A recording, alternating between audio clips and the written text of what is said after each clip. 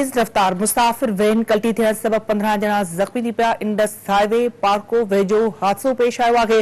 ज़ख़्मियुनि में मर्द, औरतूं ऐं ॿार शामिल आहिनि। शिकारपुर खां कंदोकोट वेंदड़ मुसाफिर वैन तेज रफ्तारी सबब कल्टी थी पई आहे।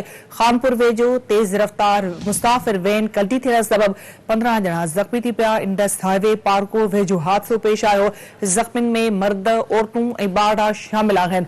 शिकारपुर खां कंदोकोट वेंदड़ मुसाफिर वैन तेज रफ्तारी सबब कल्टी थी पई आहे। समूरनि ज़ख़्मियुनि खे फौरी तौर ते अस्पताल मुंतक़िल कयो वियो आहे। इहा अहम ख़बर नाज़रीन अवां खे ॾियूं पिया।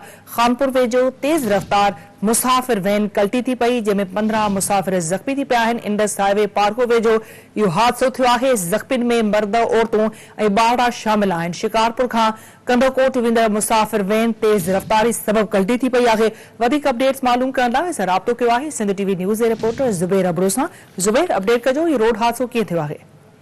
जी बिल्कुल, मां के ॿुधाईंदो हलां त खानपुर इंडस हाईवे पार्को भरिसां शिकारपुर खां कंदकोट वेंदड़ मुसाफ़िर वेन कल्टी थी आहे।